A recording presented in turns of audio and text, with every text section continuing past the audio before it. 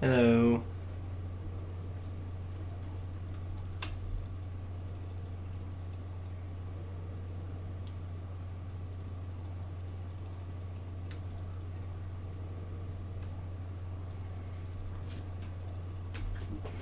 What the hell?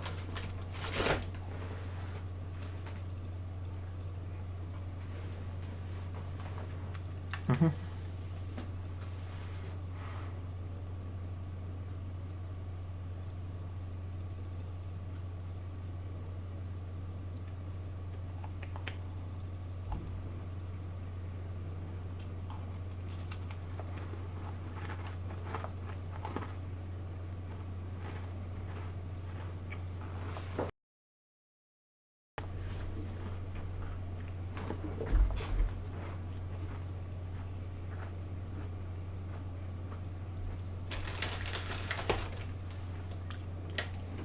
Mm-hmm.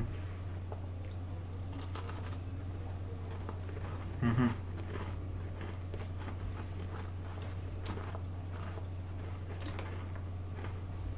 Mm-hmm. It's hot.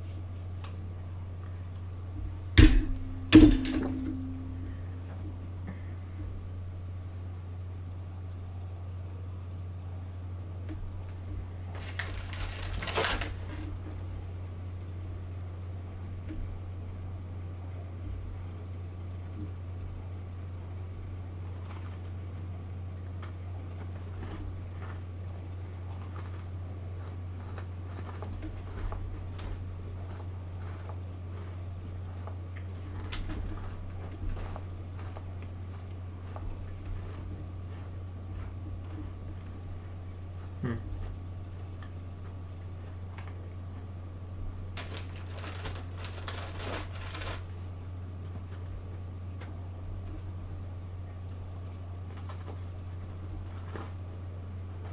Mm. Hmm.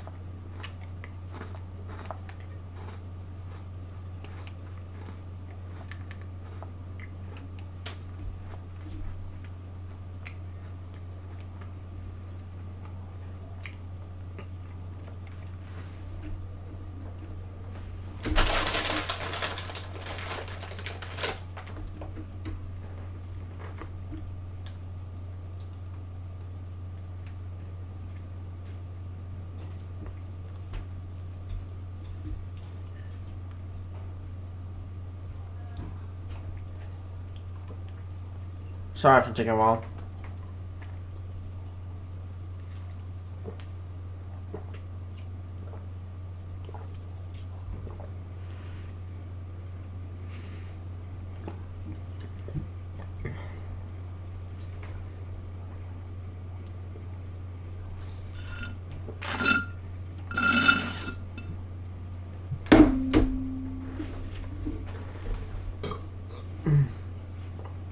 My YouTube recommended this so pale. So I'm gonna be right back. I need to go get a drink.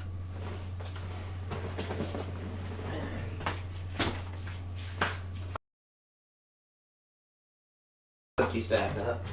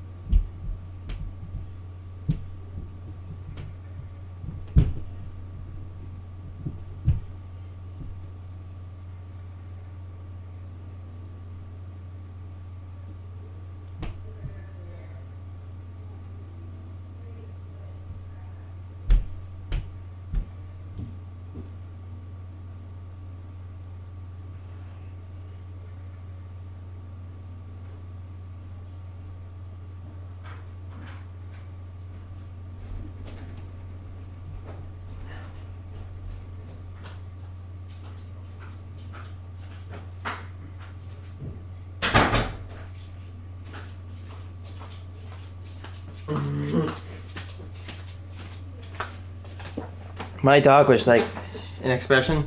She's like, what the hell is your head? The 50 most valuable pennies in history?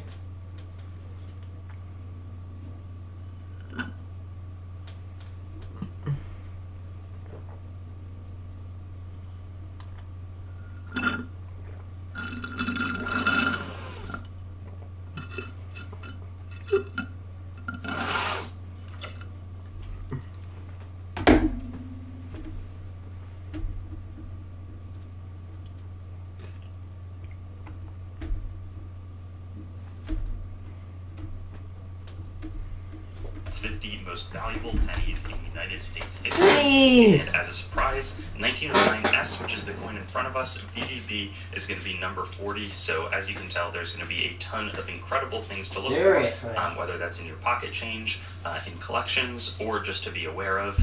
The first that we're going to start with is the 1936 at number 50 double die obverse and doubling. Hold on, I'm sorry. I have to go get a charger.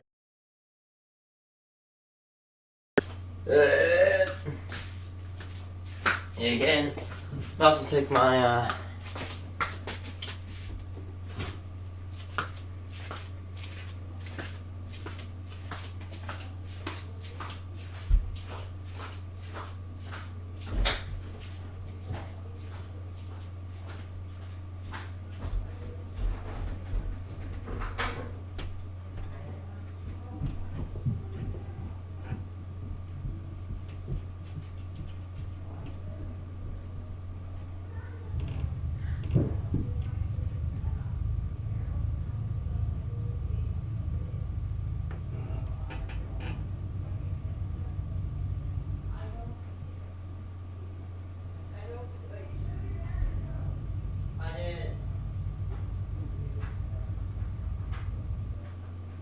Yeah. That's actually one thing I was about to get for Christmas is like do a jack and get patches.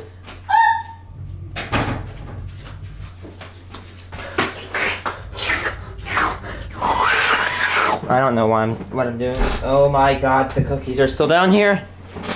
And I didn't get my charger. Where the hell did those coins come from? Actually the question is, where didn't they come from?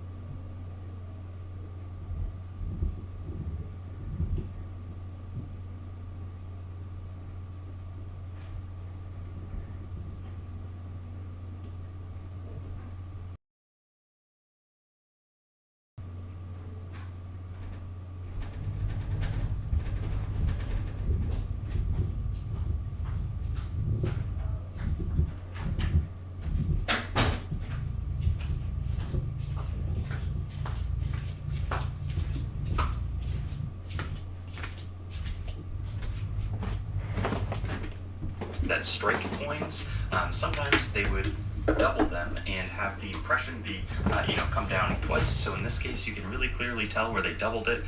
There's 2 clear serifs in the 9.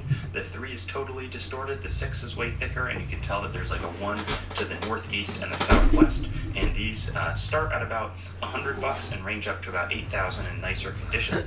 And I'm going to try to go pretty quickly. Number 49 are different key date and semi-key wheat cents. And so wheat cents were made from 1909 to 1958. This wheat year reverse. I love the first wheat year that they were penny. made in 1909, they had the S mint, which is the mark is below the date, and if it's not there, it means it was minted in Philadelphia. But you want to be looking for 09S, 14D, and 31S are the key dates, and then the semi are the 14D, 31S, 09. Those are just going to have a good bit of value, but they kind of range from 5 and then in really nice condition, hundreds of thousands. But the next one after that is, you can tell again very clear doubling in 1971 proof obverse where the DDO is super doubled. You can see super clear split serifs all through it. This is a proof coin struck at the San Francisco Mint. Proof coin with double die. That's interesting. They still messed up and made an error, so these have some pretty significant values. Number 47 is a 1917 double die obverse, and you can see the clear sort of shelving in the trust, and in God We Trust, and it turns at 1917. Without it, might just be worth 50 cents or $1 into like a $350 to $6,000 coin. Number 46, we have in 1972. There were lots of different double die obverses in 1972, and some of them are just worth $5 to $50. But this specific version is quite expensive, and you can see the clear shelving in the inside of the D and the O, and basically all of the lettering in God We Trust. And 1979, there were some die breaks that were made, but this can actually be found, and this is number 45. Oh, that's cool. Die break. Sometimes, again, these are just worth like $20, $50, but for a really big die break like this one, it sold for over $1,000 in 2021. And when the dies that strike the coins get worn down because they're striking thousands and thousands of coins, some of the metal can chip off, and when the metal chips off, then all the metal flows to where the die has broken down and it disappears from the other side. Number 44 is the 1970S double die obverse. It's just a bit rarer, really strong north-south doubling in Liberty. And then I have a ton of S-mints. all of that, again, it looks like you're seeing double in God We Trust. This one sort of has a floor that's a bit higher than some of the previous double dies, but the values are only going to climb. We'll talk about the key date Indian head cents. So these were made from 1859 to 1909 before the wheat penny, and they have a Native American on the front of the coin, but the best ones to look for are 1908S and 1909S. There's a S. Yup, 09S. Those are the only two mint mark coins, but some of the semi-key coins, really anything before 1879 is a pretty good one. There's one specific date that we'll talk about, but those are in addition to 1908S and 1909S.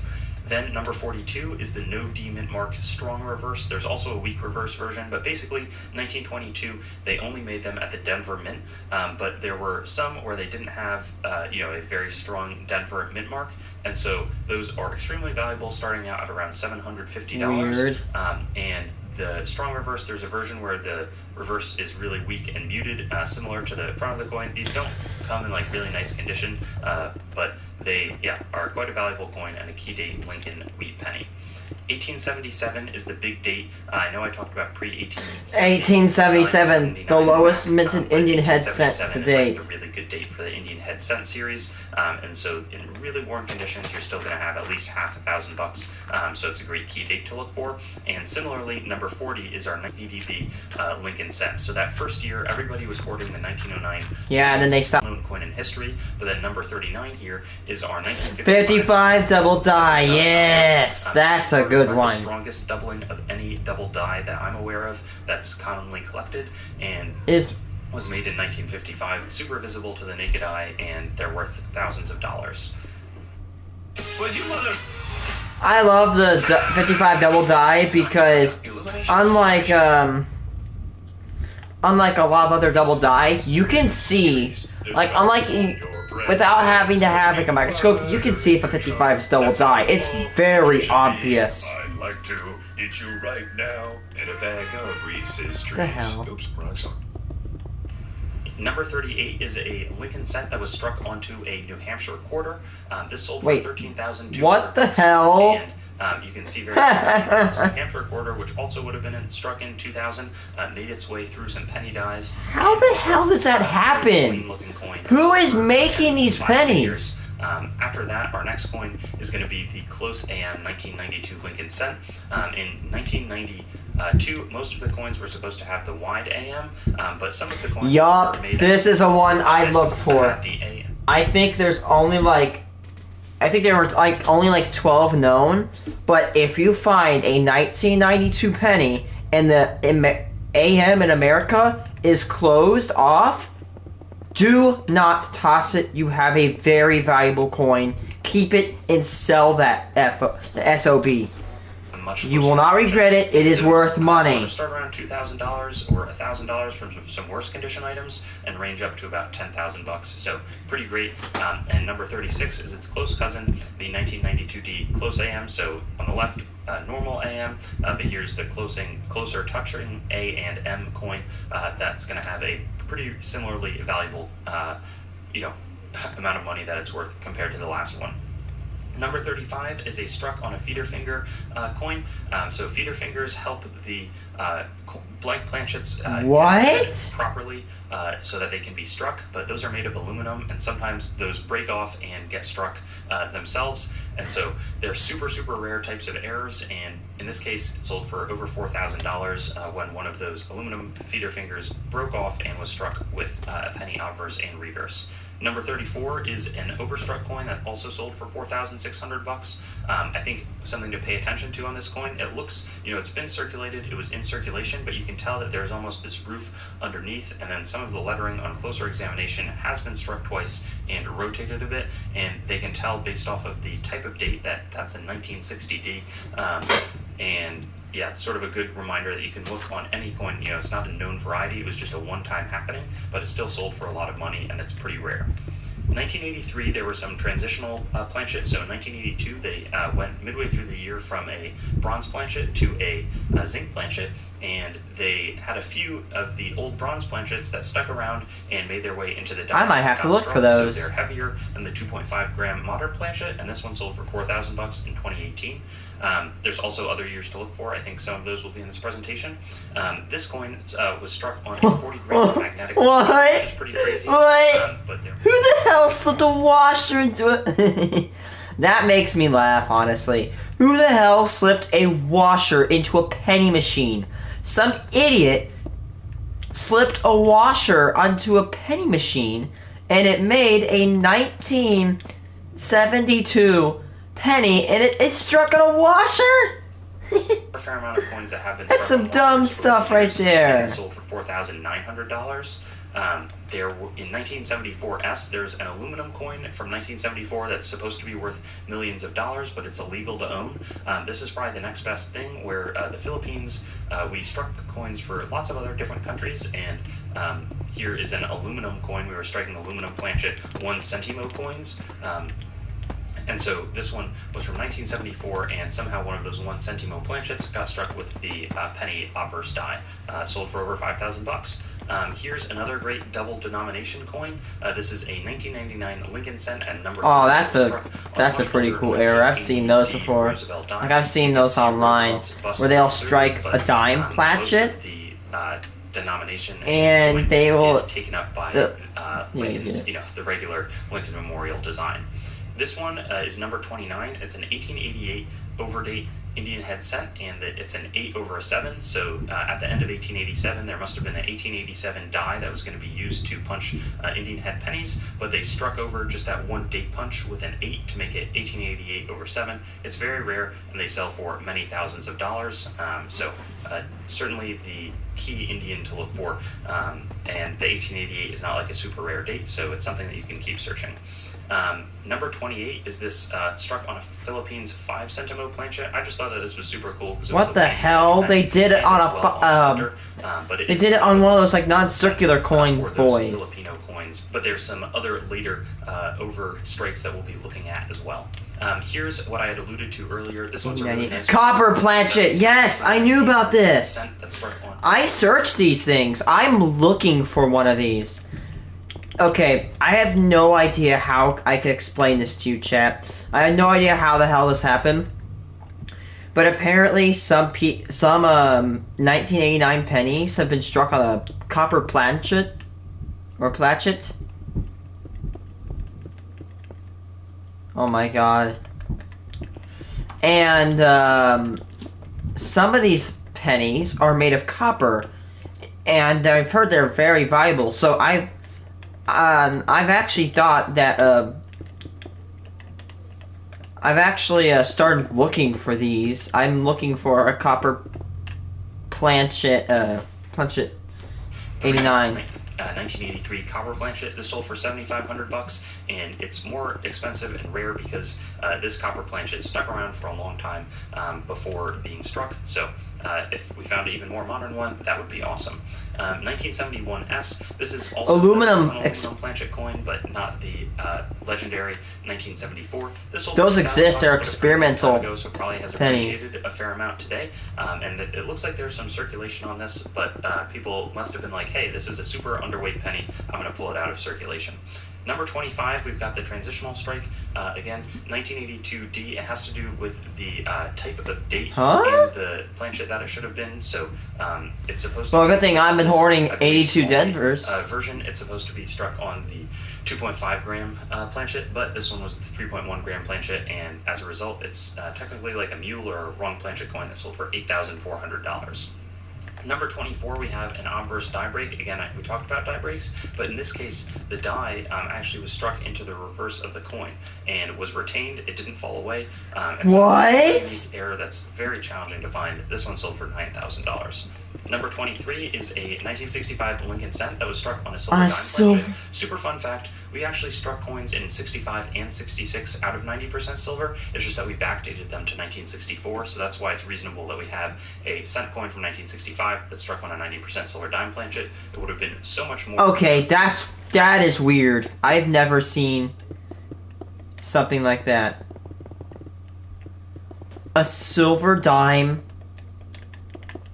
planchet struck with a penny die.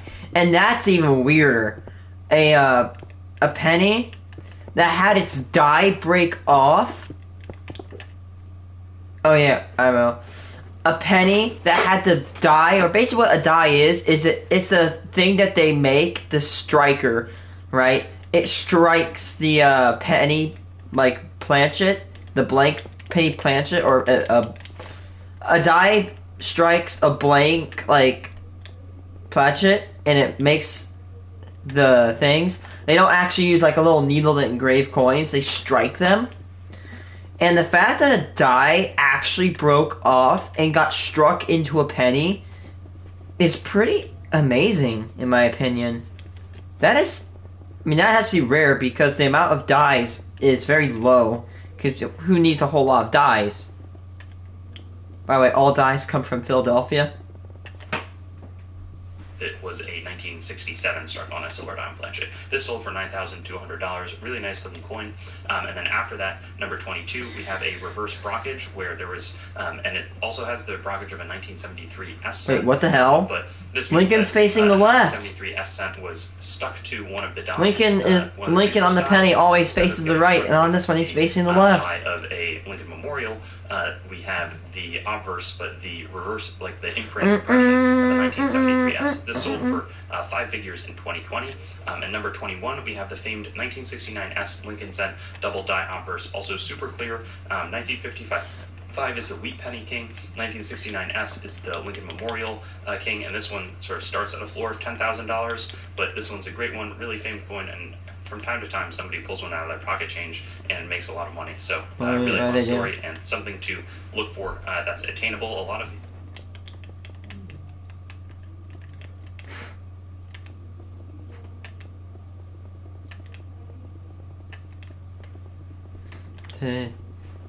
Of course, there's a 1969 penny and it's valuable. Double die obverse, and it is $12,000 in lower conditions. Ooh. Now are basically not, especially something like this. Oh my god! That was struck onto a 1981 Kennedy half dollar. It must have been. What the? At this point, sort of playing around at the mint, but $13,000 is okay. nothing to laugh at. I'm about to say. Somebody's an idiot here. How did this happen? You know what? How big a half dollar is compared to a penny? There's a thing where somebody made a half dollar planchet. They stuck it into the penny machine and it got struck as like the half dollar planchet or half dollar got struck with a penny die, and it made an engraving into it. That is so stupid. This a 1981. Cent that was struck onto a 1981 Kennedy half dollar. I think that they must have been, at this point, sort of playing around at the mint.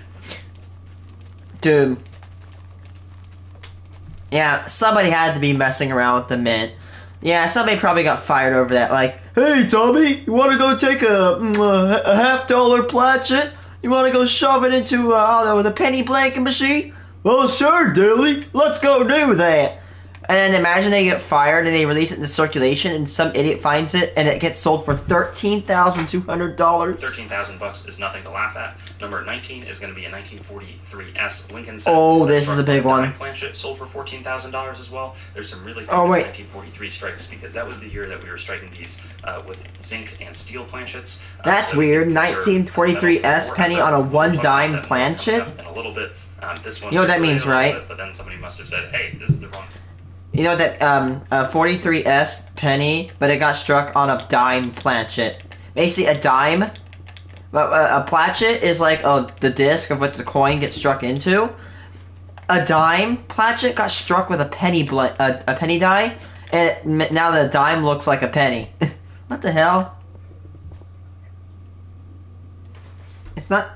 and plucked it out of Oh my God, is that... common story. This one, again, I don't think that this one made its way out of the mint. This was a struck on a Virginia quarter, super nice eye appeal. Dude, what the hell? 2000, and there were a lot of 2000 Lincoln cent struck on a quarter? 2002 on, we cracked down at the U.S. Mint.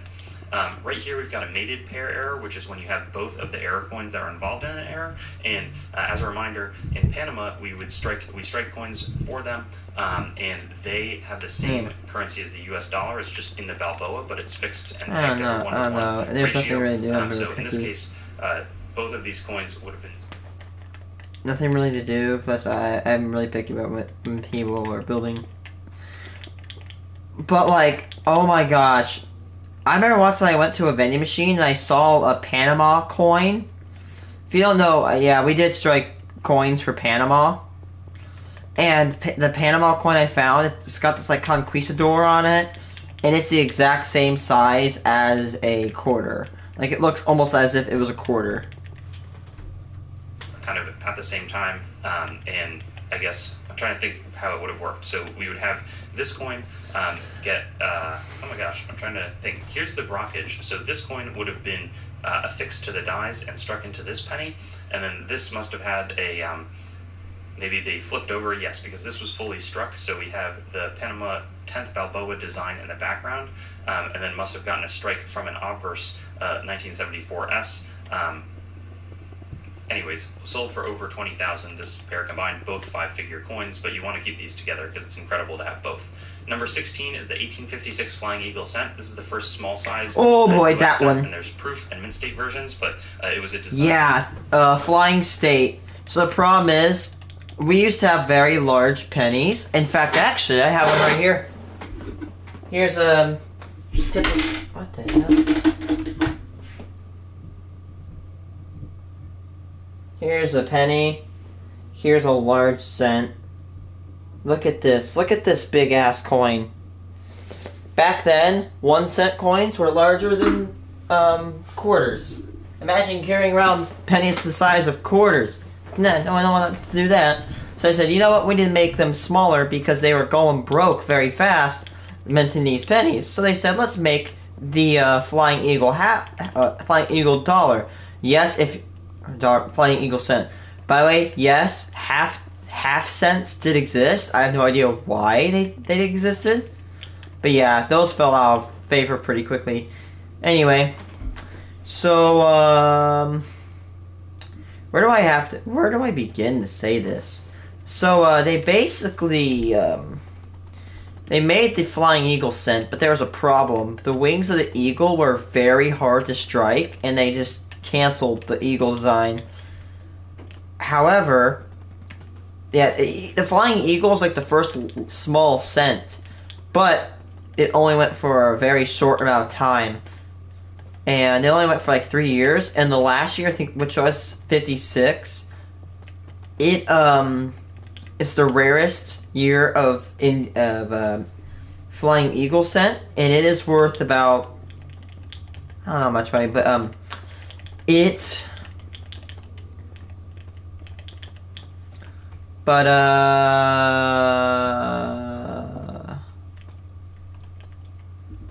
sorry, I'm losing my train of thought here. Oh yeah, right. But there were only 3,000 of those ever made. For the large cent, which was produced up into 1857, we had the Flying Eagle cent from 1857 to 1858, but there were some very limited edition runs that were struck in 1856, and so super important small size penny. And as a note, we're only focused on the small size pennies today. 15, we've got a cent that's struck on a Sacagawea dollar. The prices are starting to Okay, what? How the hell does this happen? This 1943 Lincoln cent, again, it's that year where there's a lot of crazy things going on at the mint. What? This one, how did this wee penny get struck on a centavo? Struck coins for since I want to say like 1914, 1915. How does it somebody has to have lost their job. Helped by the fact that the undertype is. I'm not even mad at that. I'm just there, amazed so, at the fact someone actually made that. Star and everything. Really neat. Number 13 is going to be a 1933 D. Oh yes, the classic. Reverse die, so it's what's called a mule coin. This one was made from 51 sold for $51,750. Really clear reverse strike. The obverse isn't quite as pretty, and we'll see some other mules later. But this one was an 1859 Indian head cent that was actually had the obverse struck on an 1857 half dime. We used to have a silver half dime. Oh yeah, half dimes. Composition, which we switched to in 1866. This sold for over $70,000. Number 11 is one of those Indian head cents again, but this is struck on a quarter eagle $2.50 gold coin planchet. Oh my god. Quarter eagle would have been 1/8 of an ounce of gold, and so you can see this is Jesus a little bit Christ, bigger, no, host planchet, no so way. off center, or appears not to fill the full They planchet, struck, but that was on accident, they struck $100,000 penny coin planchets today's onto presentation. gold coins. Number 10 is a 1944, so 44 Zeke, breaking them, stealing, or coated steel, and oh my god, if you have a 44, and if it's steel, you're gonna be rich. It's one of the most valuable pennies you can find, especially wheat pennies, because what happened is that during the war, what happened was that, well, what happened, Wyatt, was, Jesus Christ, I cannot talk today. They left a bunch of steel planchets from pennies back in 43 in the hopper of the penny. And what happened is that when they started producing 44s, they accidentally produced like 40 or so steel pennies from 1944. And now they're circulating out there, and they're extremely valuable. Like again, as I said this on my channel, like 44S sold for like $800,000 at heritage auctions. 1944. It's freaking go back nuts. To the copper planchet, but there were a few of the leftovers in coated steel planchets that remained at the mint, and this one got struck with 1944 dies, and so those have been, I believe, observed at the Denver and San Francisco mints as well. Number 9, though, we're going to go back to, and I actually handled one of these. There's 3 of these known. This is a 2001 D Lincoln cent. Muled. And this is the most attractive of them. The other one sold for about $66,000 and $78,000, I want to say. This sold for $114,000. Mint State 66 red with the 2001 D obverse look and the dime reverse, Roosevelt dime reverse. Number 8 is going to be a 1999. I don't think that there's multiple of these ones known. Muled with a dime reverse? It's muled with the dime that reverse. I think I've heard those. Those are one of the coolest ones, in my because opinion. The dime is a pretty similar size to the penny. That's why it's plausible that some of these were made. Though there's a good chance that there's mint interference here as well. If they catch these, they're going to try to find all of them, melt them down, but they become super valuable. 1859, talk about some of the cool mule coins. This is number 7. It's a dual obverse. Oh, by the way, Wyatt, if you go to antique stores, sometimes a really common error I'll see is people will be selling penny planchets, like penny discs that have never been struck. It's just a penny planchet. Leading up to 42 Lincoln cent aluminum wheat penny. Proof strike, really gorgeous item. And this one was retained in private hands and sold for $200,000 as well. Our number 5 coin is going to be the classic 43 Lincoln bronze penny.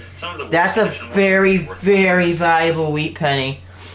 Yeah, it says here that one sold for $348,000 for a penny. This is a penny where you can sell it and you can buy a whole ass house. You could buy a property in a town and build a house. Not buy a house, but sell a property and build a house with this money. That is insane. You could buy a Lamborghini with this penny. That'd be very big flex, honestly. Oh, how much did you pay for that Lamborghini? A penny. 1 penny is all it took for that Lamborghini to be bought, man. Anyway, going on.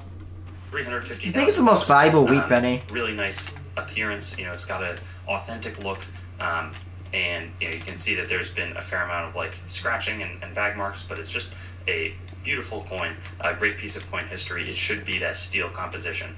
And number 4 is going to be this gorgeous 1944 San Francisco. Yes, that one. But it's just beautiful. So unlike some of the other ones, this one is in gorgeous condition. That's why it gets to $400,000. We're approaching and certainly past the house range. Number 3, this is a 1943 S. So the S and D are a little bit rare. This one, though, again, nice condition. This one sold for $500,000 upwards of $500,000. Just so much value in this item. Number 2 is going to be a really interesting, and it's maybe a contrast with the number 1, but 1943D, this coin at one point traded hands for $1.7 million, but when it came up for auction in 2021, the bids didn't get that high, and it sold for $840,000. So that's a huge loss that somebody took on this coin, but maybe also represents that there have been people who were willing to pay much more for it in the past. It's been struck on a bronze planchet, and I believe that it's the only one known, whereas there's like 20 total struck on bronze planchet 1943 coins. The Denver Mint is the super rare one, and that brings us to our number 1. I know I've been speeding through, but I want to keep your attention and not waste your time. This is the double die obverse coin. Okay, yup, I've seen this. I've heard rumors about this, Wyatt. 1958, the last year of Wheat Penny. However, there's a twist. Look at the back. Or look at the front. Look at In God We Trust. If it's doubled, get ready, Wyatt. You may not have to work a day in your life, because that bad boy is worth $1.1 million. That... Let's see, MS64 is $300,000. If it's very shiny, though, $1 million. That is a lot of money for a penny. Recent sale result. That's why I catapulted it over the 1943D. There are, I believe, 2 of these known, potentially 3, but it's plausible that another one could come to market, and it's super clear, doubling, but just much rarer than any of the other ones. This was in the last year of production for the Wheat Penny series, and super strong north-south spread, very clear in the In God We Trust again. There were some other contenders, like a 1959D Wheat Penny, but that hasn't been certified, so I probably should have put it in, but here's its honorable mention. But yeah, this is the big one.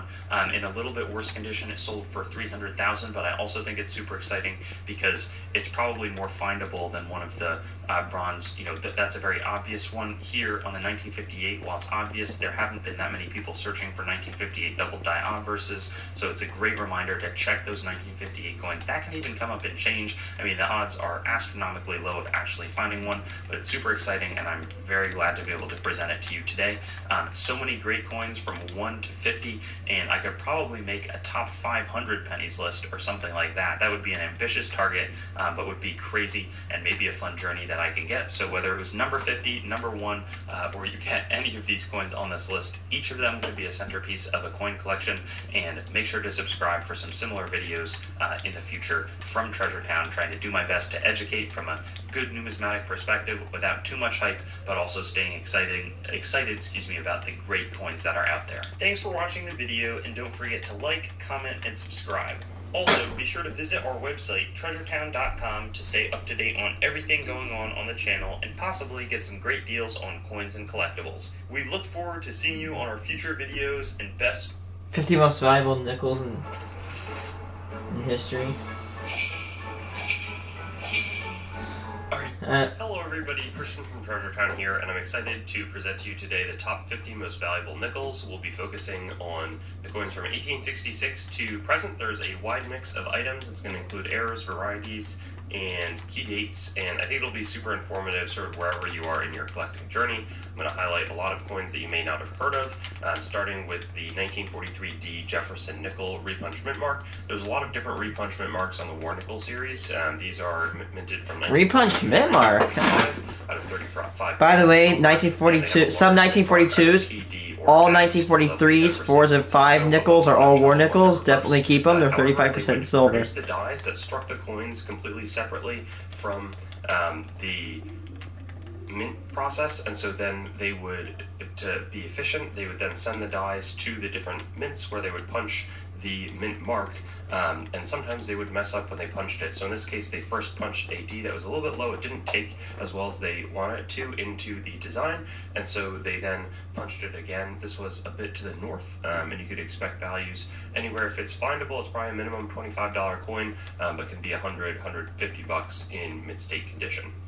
Next one, we do have a few of these sort of key date spotlights. I'm not going to take too much time. The Jefferson nickel is 1938. Oh, yup, this one. 50 Denvers. That's a good nickel to look for. Look for 1950 Denver nickels, because there's only 2 million that have ever been made. I have no idea why they made them at very low mintage, but those are very rare to find. I've been through entire bags of nickels, and I've never found one. Civic one, you're going to look for 1950. Right. What do you mean?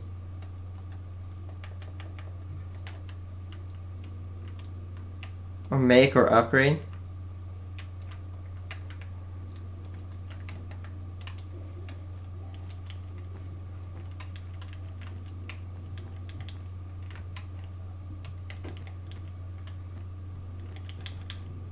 I don't know.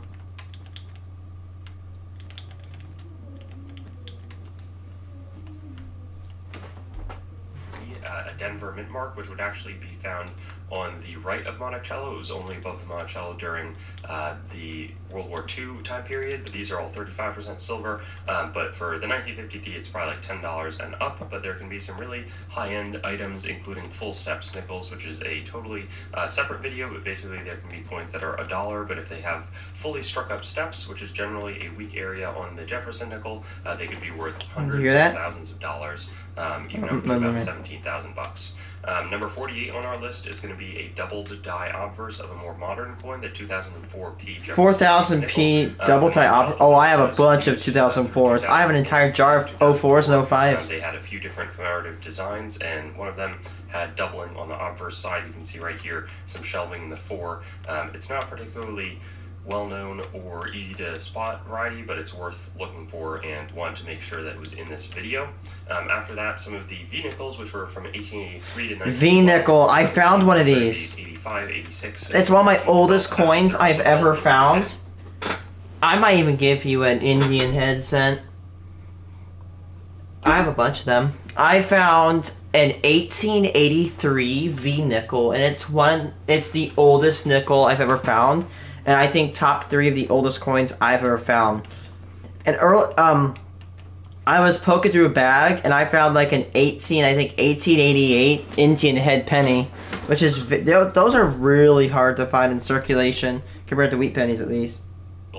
And they can be super valuable. There's also going to be a much more valuable Liberty head nickel if that's later in the presentation. But one fun fact is we see right here cents. At first in 1883 they didn't have cents there, and people would gold plate them, especially in the west part of the United States, then try to pass them off as the new $5 gold coins. Oh yeah, I remember that. A problem with V-nickels, I forgot about that, is that they used to plate them with gold, as he just said. They'd plate them with gold because V, it had the letter V on it, and V represents letter 5. However, you could take it as a 5 cent nickel, and you could gold plate it, and it'll look like it's $5. So they had to put 5 cents on it. They switched it to add cents. To be very clear, V's the Roman numeral for 5. For number 46, we've got the 1945D, again, a war nickel coin, double die obverse. That's an extra thickness double die, so there's actually a few different manifestations. It's not always super clear shelving, and in this case you can really tell the difference. You know, the serif, which is like the pointy thing on the end of the letter, is going to be, you know, normal thickness is observed over here. On the right we see a much more thick serif and full production of a lot of the lettering, but Liberty is going to be the best place to look for that, and the values again range up quite nicely, but $175 for an otherwise $10 mint-state coin is quite a nice spread. And then here we've got the Buffalo nickels. There's a lot of Buffalo nickels. Again, type 2 on they first had a very raised round on the reverse of the coin where 5 cents was. Oh, and you have an Indian head? What year?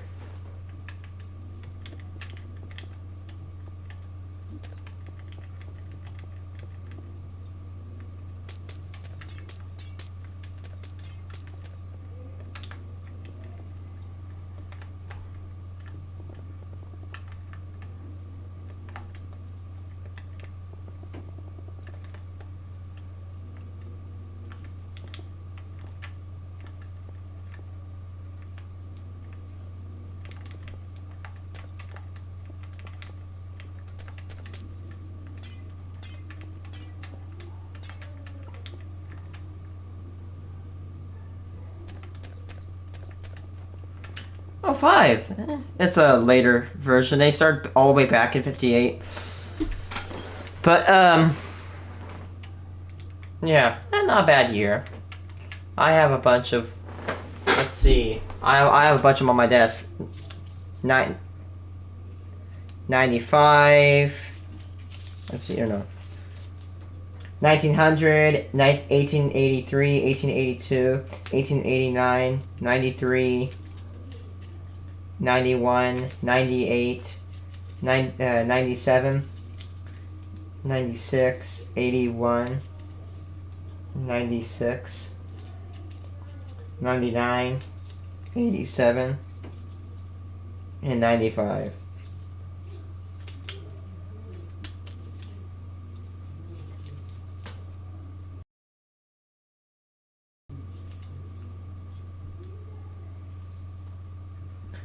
Oh my god, this guy's a dumbass.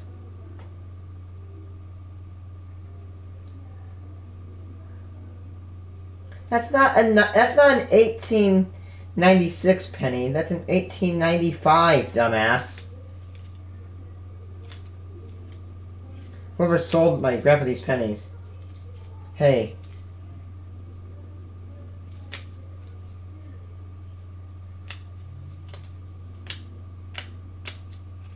So imagine he sold us on accident in 1880. I have a 1930 Denver and a 1934 Denver. Let's see, 30 and 34 Denvers. That's what I got. Damn it.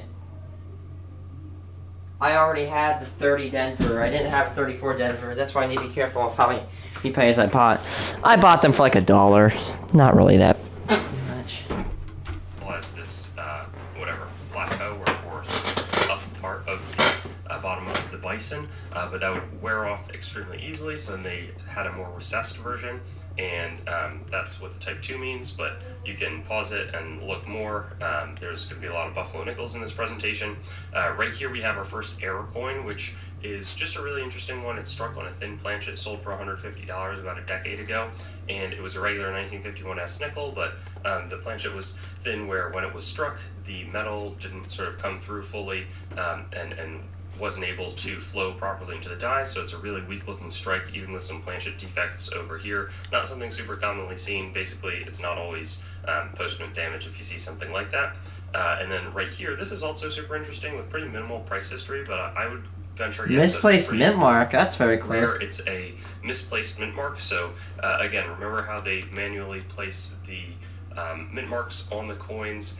In this case, they placed the Denver D mint mark right to the left of the 5 when it should have been well below it. There's also a cud or a die break. Basically, the die breaks down over time and edge chips off, and then metal fills it. So there's a few different interesting things about this coin, but 9 total have been certified at NGC.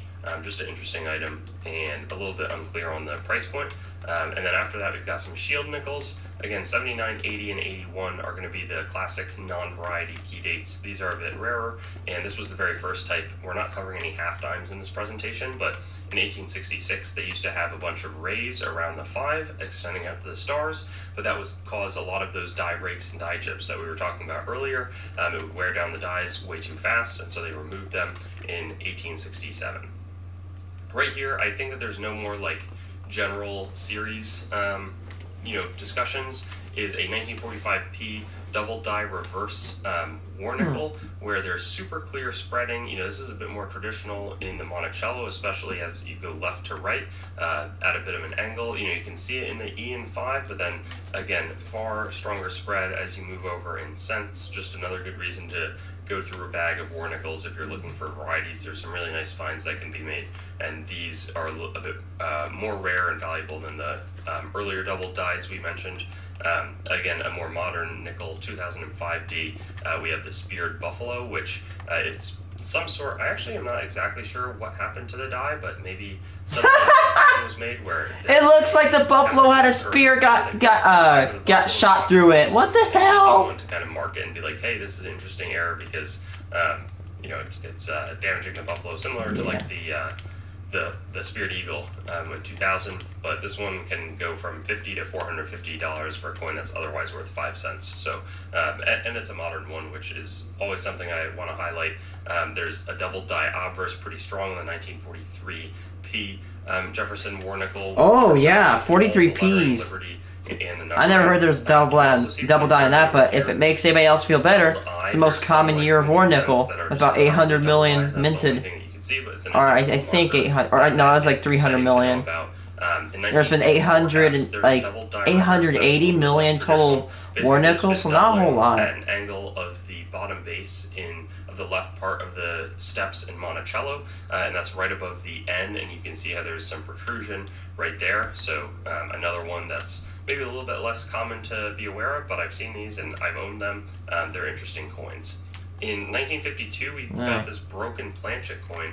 This would have been at the mint. You know, it seems to be broken all the way through. I'm not sure why it didn't fall apart. It looks like it's a really jagged edge. If it had fallen apart authentically on its own, probably people would have debated whether it wasn't just cut by somebody, because you can cut it with machine tools, but I think it also would have been apparent just from the edge strike, would have looked natural. Anyways, $185, just a good reminder if you see a crack in a coin that could be something relatively valuable. Right here in 1942, this is not a war nickel because they didn't make, there were also, they switched over in 1942 to the silver composition. It's just a pretty clear shelving, again, in the double die. And yeah, not all 42s are war nickels. A pretty uncommon one is a 1942D, no war nickel. And again, takes it from $1 to 250 or 50, like 25 cents in AU to $50. Great pickup, great thing to be searching for. And we also have, there's only one sold price. Similarly, so this one didn't have the P mint mark because it was implicit, excuse me, I'm switching back and forth a bunch, but it was implicit that this was minted in Philadelphia, whereas this one would have the P mint mark because they had started making them in Philadelphia with silver, but they wanted a way to differentiate them. And again, sold for $1,000 in Mint State 66. That's a nice bump because like just a shiny raw 1942P non-variety is going to be worth maybe like at this level $10 if it looks that nice, but if it's going to 100x, it's going to make the presentation at number 37. Right here we've got a buffalo nickel that you should watch out for. I've owned a graded one of these. It's a double die reverse. There's very clear shelving and a split. In the all lettering in the 5, you can see there's like 2 bars in the E and this C and all of the different letters down below. Clear separation in the V and the F. Super interesting, and it could be way higher up on the list if you're able to find it in good condition. It wasn't known for a while, so a lot of these circulated, but they're still worth several $100, kind of whatever condition, or, you know, at least 3 figures, $100, and can range up quickly. So it's definitely good news if you can find one of these, one of the key buffalo nickel varieties to be searching for. Other than the 3-legged buffalo? This was kind of interesting. Yes, I know about that. And they retained it with a staple. It's always something that people are, you know, any struck through error is interesting, but if what's been struck through is retained in the die, then that's much more exciting to collectors. It's sold for $345, but clearly circulated for a long time, so I'm always excited to spotlight circulated varieties and errors. This wasn't pulled out of pocket change for a long time. Right here we've got a 1949 D over mint mark. This one is going to be again, right of the Monticello is from 1938 to 1964, outside of the war nickels where you can find the mint mark, and I think you're going to be looking at the top left part of the Denver mint mark on this example. And again, there's enough of these out there where I wanted to make sure it was included in the list because they're also reasonably valuable.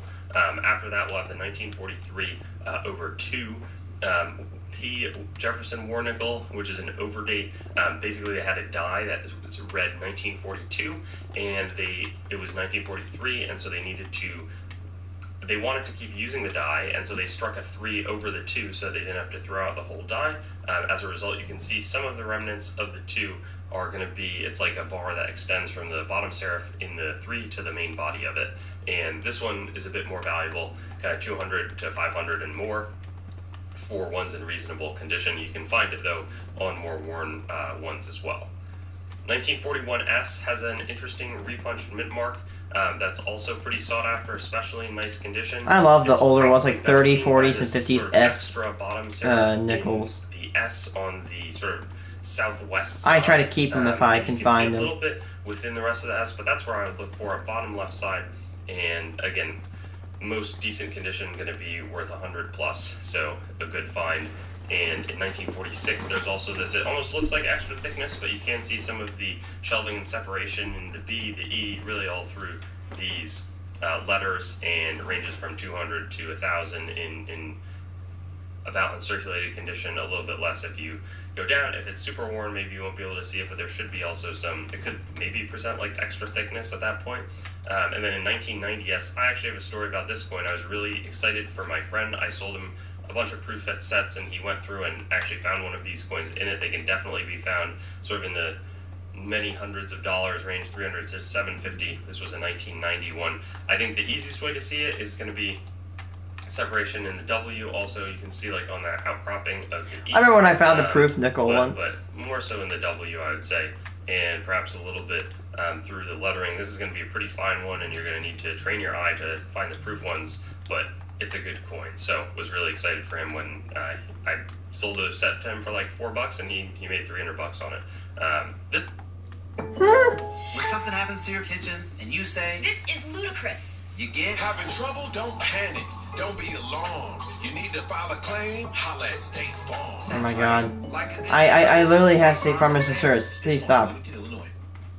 This one is also a really good reminder, one of my favorite errors in this presentation. It's a rotated double strike in collar. It's VF20. Nobody noticed this for a long, long time. But basically the coin was struck, and then it rotated in the collar that was holding it in to receive strikes, and then it received another strike. And so you can tell probably best because this E pluribus unum has been repeated twice, but there's like an underhost planchet. A lot sort of looks off on the coin, but it sold for $650, and just really, really cool. Good reminder that there's a lot of circulated, just as you look at any coin, you want to keep an eye out to see if there's something special about it. And in this case, it's a $600+ find. This one's a bit more obvious, but just kind of interesting. This was struck through cloth pretty clearly, and there's a bunch of struck through errors. We had the retained one earlier. This one, the cloth is not retained, but it was significant enough. The back looks great, looks very normal. On this one, it's a wonder that they were able to figure out that was 1964, but they did, and it was a $160 find. Right here, this is the only shield nickel variety, but this is a large 3 over small 3. There was a repunching again of the die, and there was a small 3 that was used on this one. It seems pretty close to the 7 they punched over with this larger 3, and this goes, as opposed to being like a $50 coin, it's $1,000 even in pretty worn condition, and it can get super expensive as it gets in nicer condition. So another good variety. And then right here, this is a variety or error. Basically, they left off the S for the San Francisco Mint where they were producing these proof coins, and it's a proof strike. So a regular 1970 one is not going to be valuable, but if it's the no S proof, no mint mark, and this one I haven't found, but I know people who have found it, is going to be in the 800 at the floor, but most of these are more towards the 1200 and up range, given that it's from 1971. They had a little bit better production quality at that point. This is a super significant die break from 1967. Most of these probably have been found, but basically die breaks, this is a more advanced one, is when there's that wear on the planchet, and eventually they're able to, not wear on the planchet, wear on the die, it breaks down, and then it sort of produces this effect. Sold for $1,200. Again, just pretty significant, and there's a lot more cheap cuds, but a lot of them are pretty popular. They've been hot with collectors recently.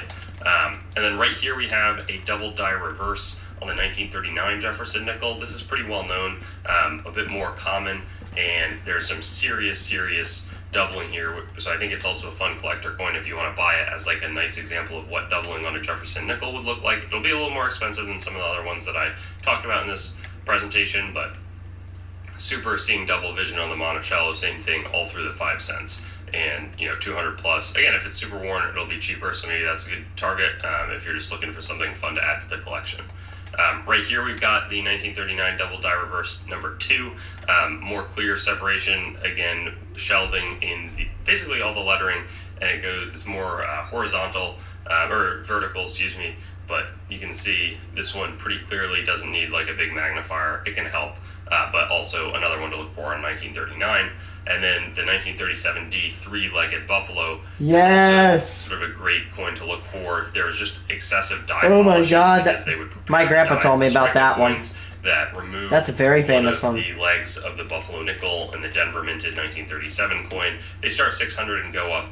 Fun little story here. You probably don't care about it, but one of the first times I was in the coin shop that I got my first job from, there was somebody else working the counter. They offered me a three-legged buffalo for $100, and I asked them twice to check the price, and yeah, it was still back then like $500 or $600. And then the owner trusted me a lot more and offered me a job not too long after. So maybe I also should have just not told him. But the 1936D has a slightly more valuable 3.5-legged buffalo. This is a little bit more challenging to see, but you're going to be looking in the hind legs here, and there's going to be much less of shelving and separation between the sort of third leg versus the background. Here's a normal leg where there's just a clear delineation between what's leg and what's not, so they call this just a 3.5 leg. Those are the only leg variety coins in the Buffalo Nickel series, but again, they're pretty popular, quite valuable, and some of the best known U.S. coin errors. Right here, or varieties, I should say. Right here is just a crazy one, a damaged 1940 Indian quarter rupee, which would have probably been 50% silver. I know in crazy.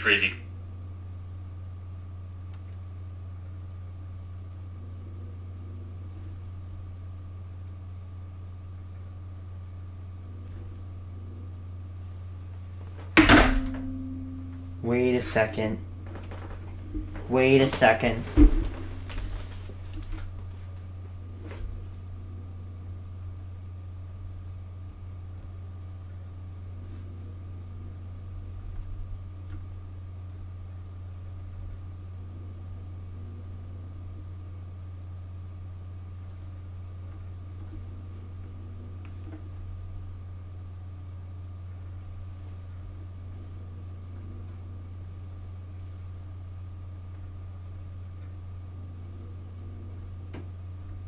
And I do like in the top 50 list to just do some also kind of mind-blowing things, including this struck 100 times, and that's honestly just an estimate, but there's just been a map, but crazy.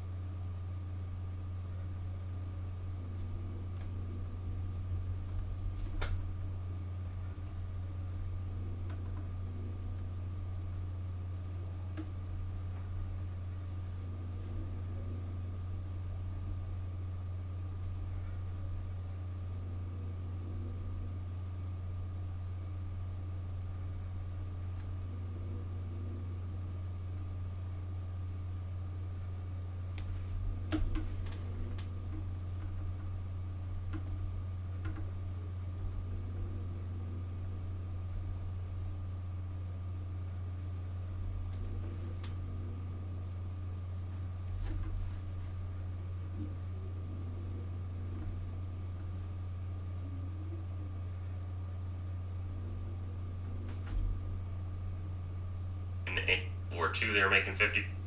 Right here, or varieties, I should say. Right here is just a crazy one, a damaged 1940 Indian quarter rupee, which would have probably been 50% silver. I know in World War II they were making 50% silver coins. Sold for $1,600 a watt. Give me a second. That coin has like diamond engravings struck all over it. Like diamond-shaped little holes into it.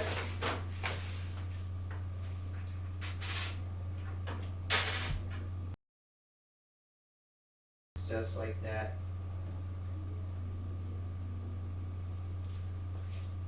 Dude, it looks...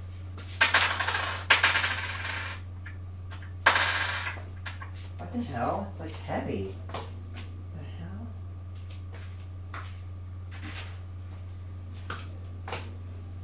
Hold on, I have to see this.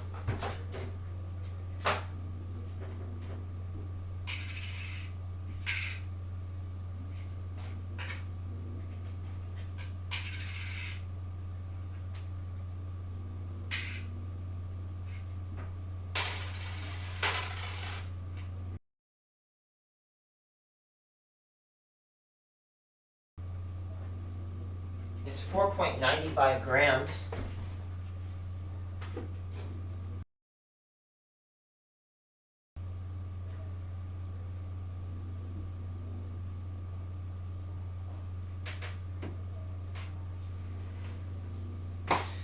Dude, hold on. Ow! Indian quarter rupee, which would have probably been 50% silver. I know in World War II they were making 50% silver coins. Sold for $1,600 a while ago. I don't know how. It was probably mint interference that we struck a 1964D nickel on the top of this thing, but crazy coin, and I do like in the top 50 list to just do some also kind of mind-blowing things, including this struck 100 times, and that's honestly just an estimate, but there's just been a massive amount of strikes, and the plancha has expanded in a huge way. Hold on.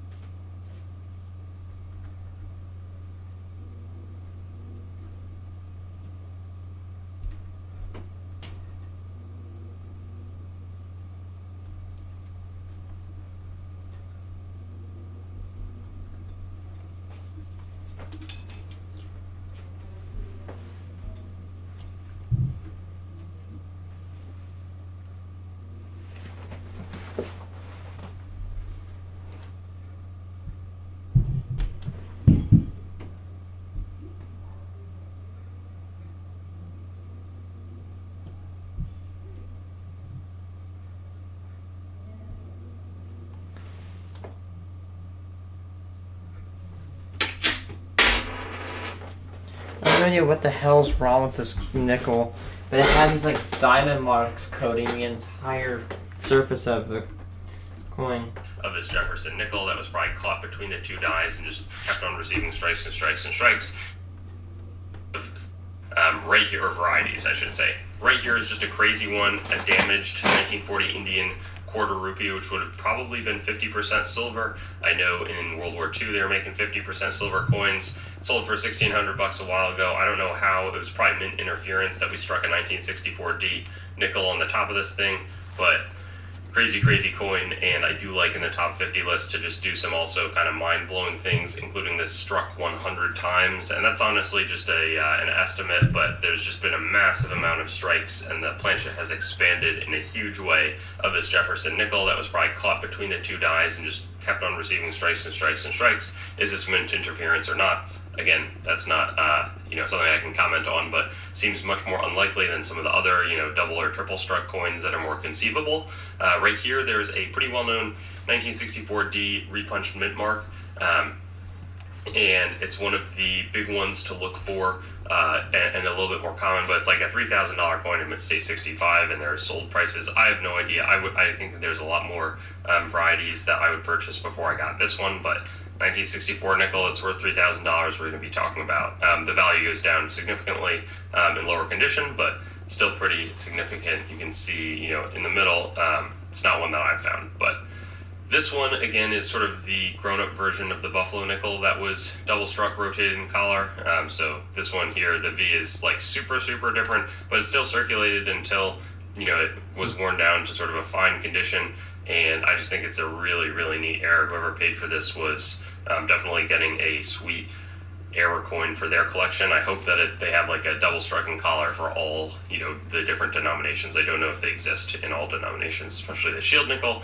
This one's a really struck off center coin that sold for $3,450. It's also not just a regular 1961. Instead, it's a proof one. So again, would have had a lot more care, and the proof errors are going to be more valuable and more unlikely to happen, but it's been prepared with the proof dies. And the off-center nickels, something like this, if it was just regular, I don't know what that would cost. Maybe like $30, $40 if it wasn't a proof, but this one is in great condition and has that qualifier.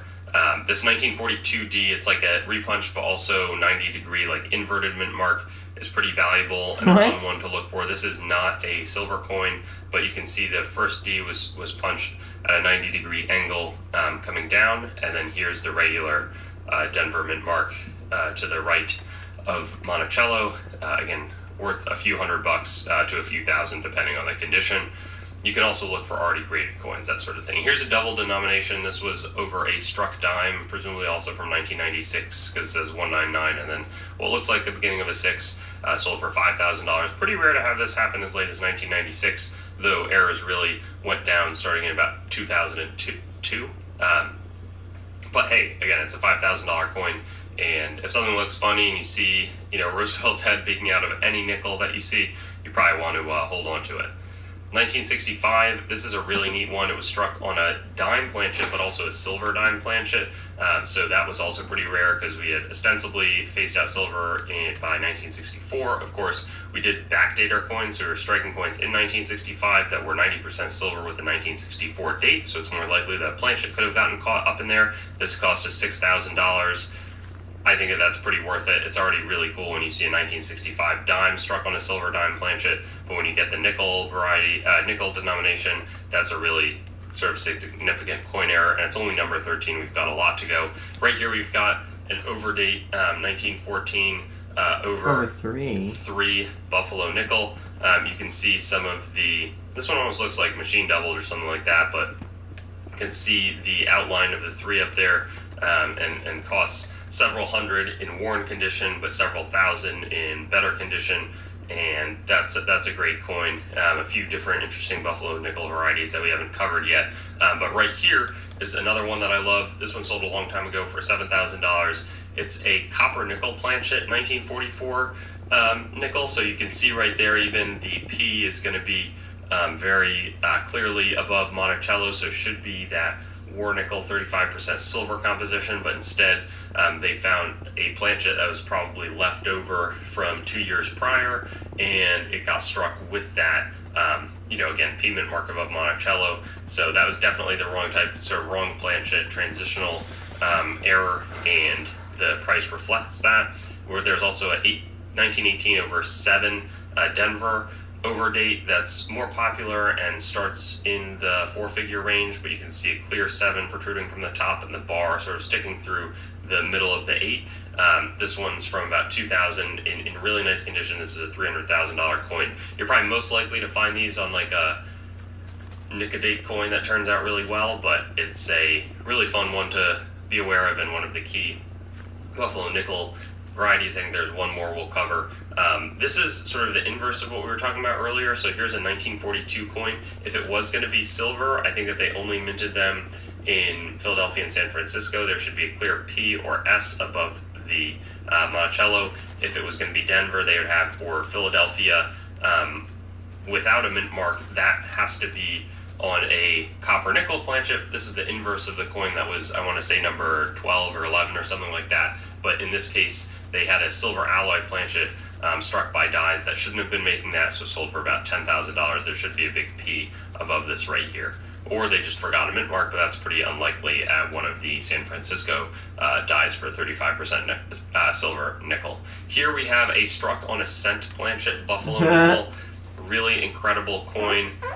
Great looking, super nice luster, still red-brown, but it survived for a long time. If you see anything that looks like it's on the wrong planchet, that's also probably going to be a very valuable error if it turns out to be authentically misproduced by the U.S. Mint. Number 7 is going to be this Jefferson nickel, struck this time on a 1978 Lincoln cent. You can see the host planchet right here. There must have been some analysis. You can see Liberty. You must be able to see 78 down there. And you can see the undertype of 1 cent, and the Lincoln Memorial sold for $12,000. And this wouldn't be extremely obvious if you weren't having a close eye. I mean, the coloration and everything is a little bit off, but this was a really good collector pickup that paid off in the form of 5 figures, and that was a lot more money than it is today back in 2008, so a big find there.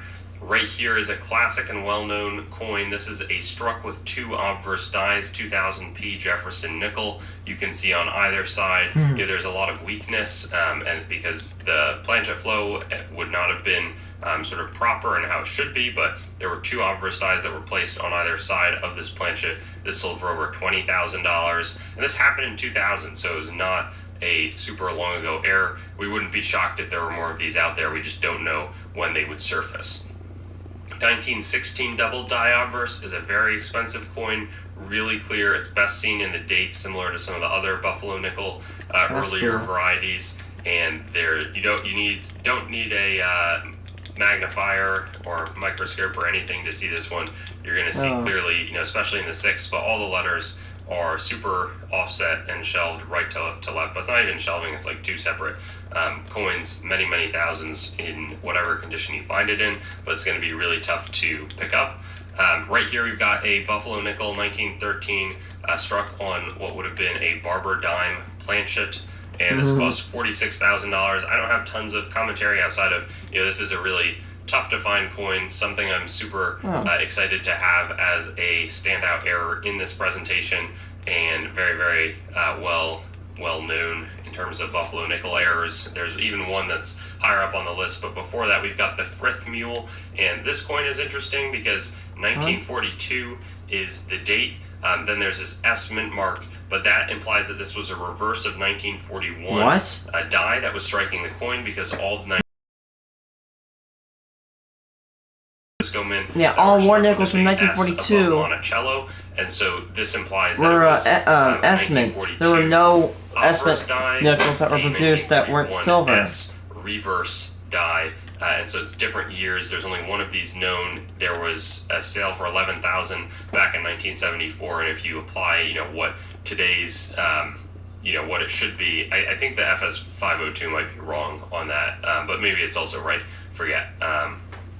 This is going to be a really significant nickel, certainly the best in the Jefferson nickel series, and a key competitor across the entirety of all nickels. Then right here we've got the 1913, something that's just kind of wild. It's struck on a half eagle or $5 gold coin planchet. Oh my God. There's been a test cut that would ensure that this is in fact struck on a gold coin, but the size really matches up nicely.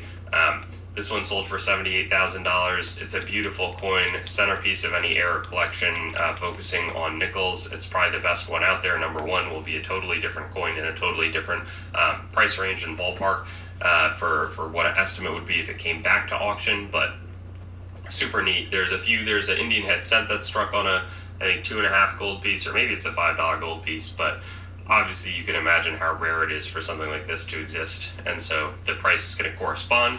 And then our number 1 most valuable nickel in existence is going to be the 1913 V nickel. This is the finest known.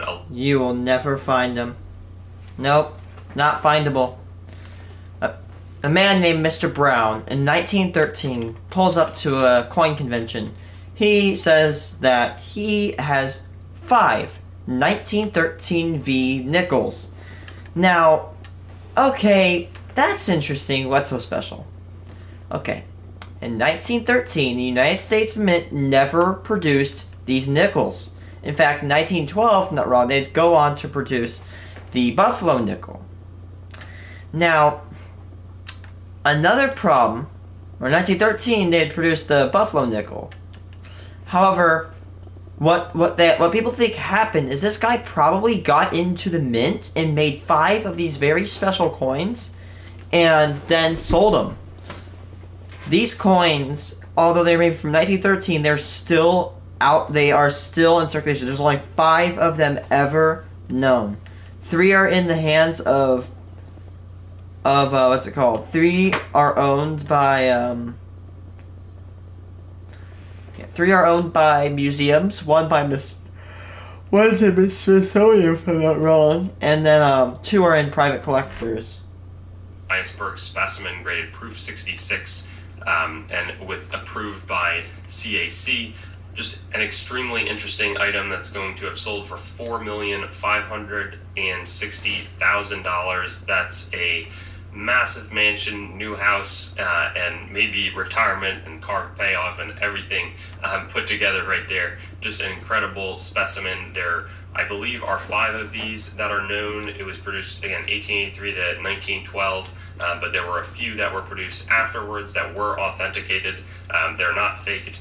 And I don't think that this is the Farouk specimen, but they are all in, very prized possessions, sort of probably top 10 or top 20 coins in the world, or certainly in United States history.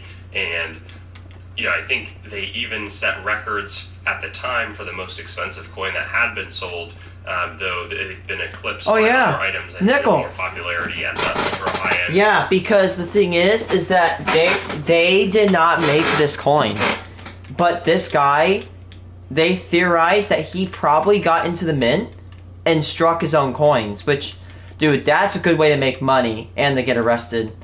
Get into the mint, strike your own coins, and then after you do that, well, you sell them. You take them and you sell them. Especially double die them. You sell them, you make hell of money.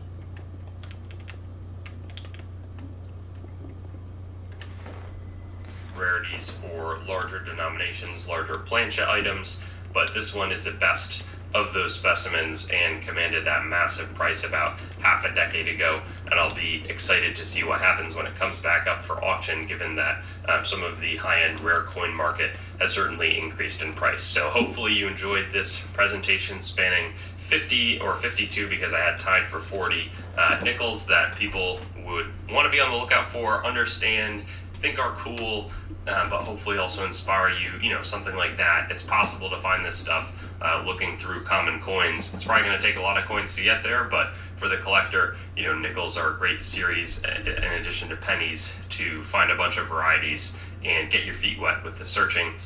There's also key dates. There's a lot to know, and there's a lot to specialize in. So I hope you enjoyed. Thanks for watching the video, and don't forget to like, comment, and subscribe. Also, be sure to visit our website, treasuretown.com, to stay up to date on everything going on the channel and possibly get some great deals on coins and collectibles. We look forward to seeing you on our future videos, and best wishes until... Is there a recent coin roll hunt? It's fun. I know it doesn't sound like it, okay? Hear me out. It's fun. Dude, I saw a video today on Shorts where it was a bunch of, umbrella soldiers at a cosplay convention, and they were like pointing their fake guns at furries, and the furries were like, no, when the umbrella soldiers were pointing, like these guys are actually pretty badass. They had like gas masks on. The furries were going like this. They're sitting on the ground. And the funny thing is, it's funny because they were playing along with it. And they had the voiceover of Thanos is like, what I'm about to do to you, I'm going to enjoy. I love it.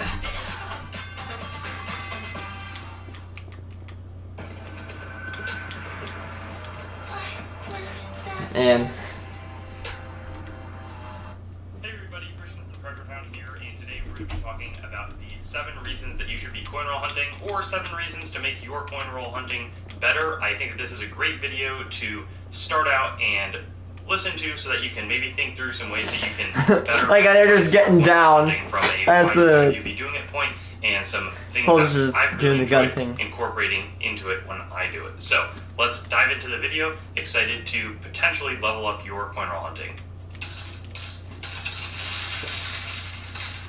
For a brief overview of what this is, if you don't already know, basically you go to the bank and you ask for coins. You may take out $half or pennies, tend to be the... And then you basically destroy the bank's economy by taking out all their $half. The amount that you take out. So maybe you pay $500 for a box of Kennedy $half with potentially some other stuff thrown in there, or $25 is a box of pennies, and then you open up the rolls looking for all different types of things, but this is not going to be focused on what coin roll hunting is. It's more going to be why you should do it, and there might be some reasons that you should do it that you're not thinking about that will make it better. So number 1 is going to be to have fun, and I think have some fun. It's important to... You don't know what's fun? Okay, you might be wondering, okay, why is it so fun to open up penny rolls? It's because they're like presents, right? It's a card. This would be a car dealership. Anyway, the reason I like coin roll hunting, it's like a present, right? You could literally get a 2023 penny, or you could get like you could get an Indian head penny. You do not know what you're gonna get when you open up one of these coins, or coin rolls. context, I think that You can get a 1909 to wheat penny, see although a that'd lot be of very free uncommon. Coins, or essentially free. All that you're putting into it is your time, and it's a free treasure hunt. And so there's very few places that you can actually do a free treasure hunt today because there's no. Exactly. For example, like I found a rare penny, kind of like a 1937 Denver, which would probably cost me like $14, but I got no. For example, like I got a bunch of proof coins that I'd probably have to pay like all together $100 for those proof coins if I found them, but I ended up only spending probably like at most like $5-10 for the amount of proof coins I have because I found them myself. You know, maybe the example that's bad is you might find a big copper coin mixed into your Kennedy $50 from Britain, and so maybe the British coin is worth less than 50 cents if it's not a very nice shaped one. But it's going to be super fun and a really good introduction to getting more serious about I started searching because of wheat pennies. I'll talk about some of those specific things that you can learn in some of the next points. Now, number 2 is going to be to find some incredible coins potentially that only cost their face value and the time that you put searching into them. And I think a follow-up to the last point is that it is a fair amount of time. So if you're maximizing, and I remember I would coin roll hunt before I could get a job, but 400,000 times. That 400,000 times. Even today, that's a very low mintage. Yet that is pretty low because usually coins today are minted in like the hundreds of millions. That's rarer than a 1909 VDB penny. That's a pretty rare coin. I mean, I have a bunch of euro coins. In my 50th box, I found like I think I have a few euro cents, and oh my gosh, one of my favorite coins in my collection is the Irish 1 euro cent coin. It's so cute. Where is it? No, chat, we're getting it. Where is it? I gotta go find this baby. It's so cute. Shouldn't take me that long to dig up my. I have a bag of foreign coins inside of them. I even have some communist coin.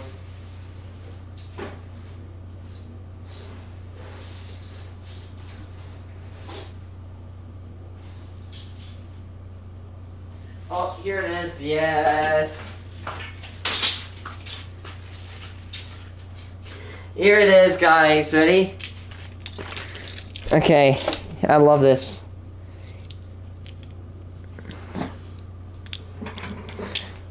Oh yeah.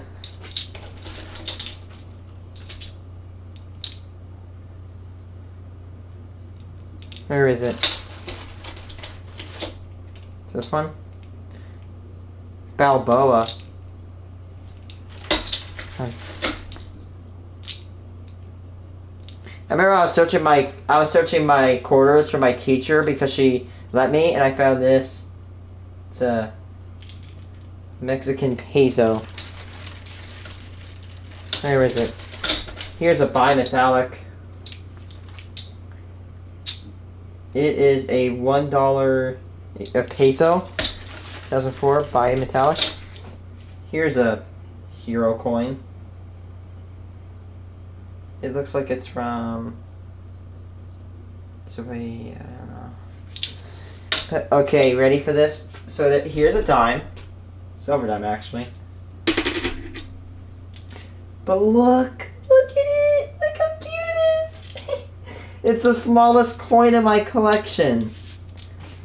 I bought a bunch of these foreign cents. I got them all for free because my school gathered them. I didn't even know where they came from. But look at this. Look at this compared to a dime. It's so small. Look how cute it is. It's the smallest coin in my collection. I can't say enough. It's adorable. It's so cute. It's a 2007 Ire coin from Ireland. Apparently the harp is very notable for them. That is so cute. I love the little baby harp coin. When I saw that, I couldn't believe it. I'm like, wow, they make coins that small? I'd hate to have to deal with them. Because, imagine that. You'd lose them a lot. If you're maximizing just for and earning potential, there's probably some strategies that we could discuss that are better. Meanwhile, I have large coins. I don't think that that's the best reason to go to It's actually not in my... Yeah. Here are my biggest coins. Oh, crap. What?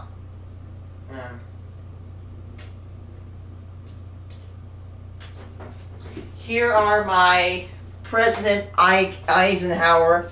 I joke and say Scheisenhower. Here are my President Eisenhower dollar coins. Here's a quarter compared to it. It's a very big boy. Here's Here's a quarter drop. Here's a dollar drop. That's different. And you know what's really cool about this? I'll show you something pretty cool. Big. Is that from the bank, I actually went, and I didn't even know these existed. It's like worth 14 bucks. But you ready for this? You're not ready.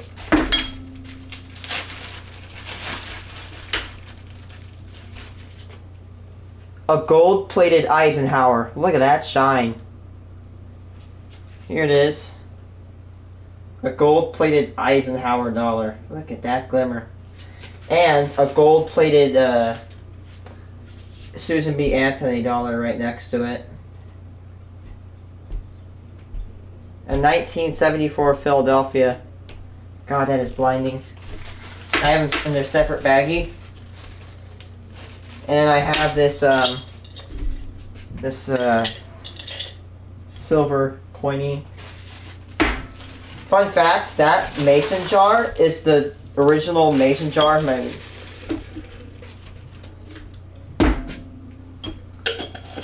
Metallic, that's all I'll say. But yeah, look at this. Ready? I was showing my viewer. Look at this. Look at the baby. This is a 1 cent Eyre from Ireland. It is smaller than an American dime. It is the smallest coin I officially own in my collection. It's foreign. However, how small is a trime? I think the trime is the smallest American coin they've ever made. It is a 3 cent piece, and they were made very early, and they have a 6-sided star similar to the Jewish star on their reverse.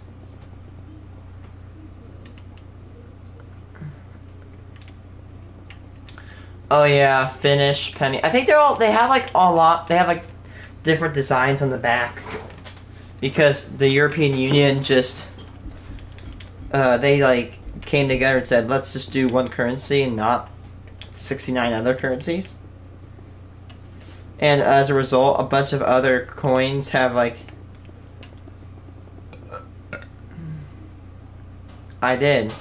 metallic and heavy.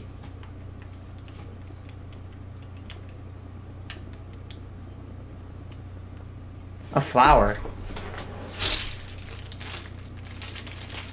Hey! I have one with a flower on the end. 2 cent euro, 2005. And it says Zwei, Z-W-E-I, euro cent. And it has a ring with stars on it. Yeah, I have that.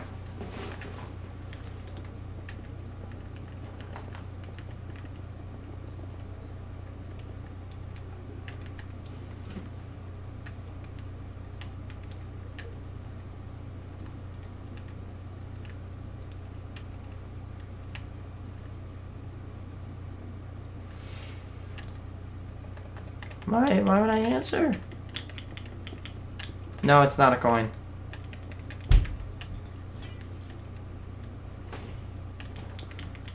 Honeycomb pattern a bit? What do you mean honeycomb pattern? Like, does it have diamonds on it? Like little diamond imprints? Because I have a nickel that has this. I have no...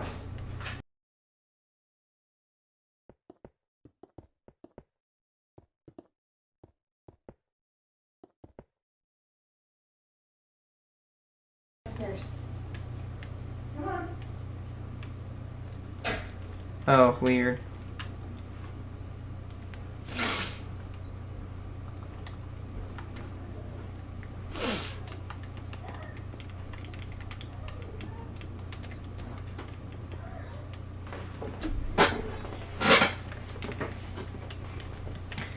I don't know what my rarest penny is.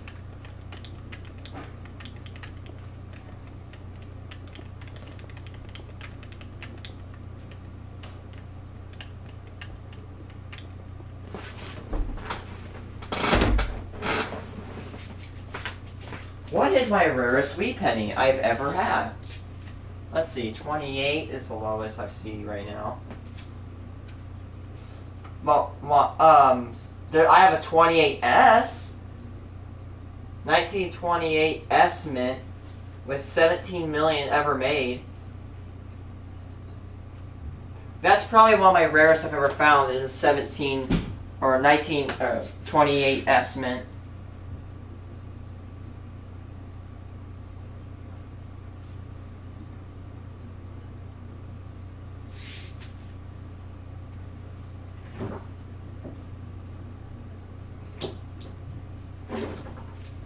Oh, I love my. If you guys don't see it, I have a china cupboard. Oh, by the way, this is full of 2004, 2005 nickels. If you're wondering, I used to have a bunch of dollar coins, and I sold them off to the banks.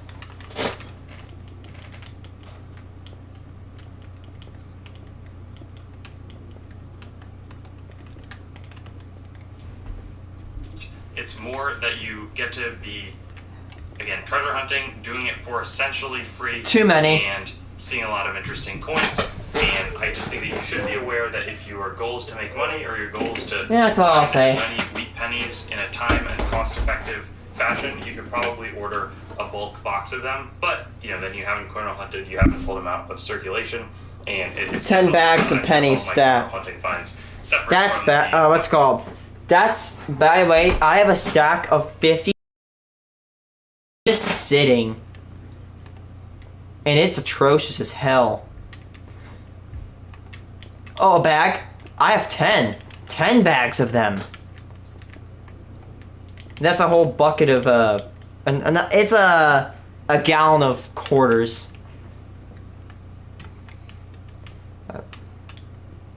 Yeah, I have a problem. In fact, a lot of my money, I would say about, yeah, I have no cash. I do not have cash to freely spend because it's all been turned into coins. Which actually, here's the thing. Hear me out. You wanna know why that's good? Because I can't just take $1,000 and go spend it willy-nilly. Because to do that, I'd have to haul out a quarter bucket, and I don't want to do that because I'm lazy. So therefore, I don't spend money. Boom. Win-win.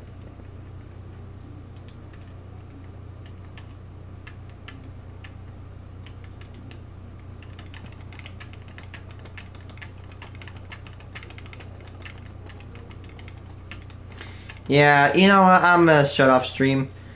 My car got hailed on a few months ago, and I'm gonna go have to get it fixed. I'm gonna have to probably fork the bill. He offered me $150 to replace it, which that's okay. I won't lie. That's not. Yeah, it's a little expensive, but it's like, hey, I can deal with that. Yeah, guys, I hate to say it, I'm gonna have to go. When you come, I want to build a mint tonight, but I want to do this first because this is the least enjoyable thing. I think this will probably be like a Mercedes, BMW, Subaru, Ram, like a whole triage of places of car brands to shop here. By the way, if anybody wants to know when this is set in, I'd say this country is set in the 2050s or 2060s.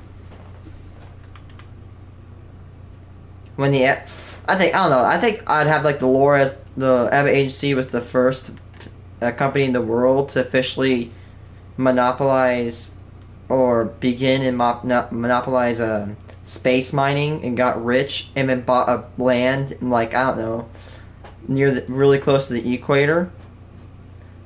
Or maybe even off of America. I almost thought about writing the lore as they literally, like, the Abbott Agency would purchase California, but that's kind of ludicrous. Anyway, bye guys. When I come back, I'm going to develop that other piece of land, and we might even build a mint, which is the place that makes coins. Bye guys.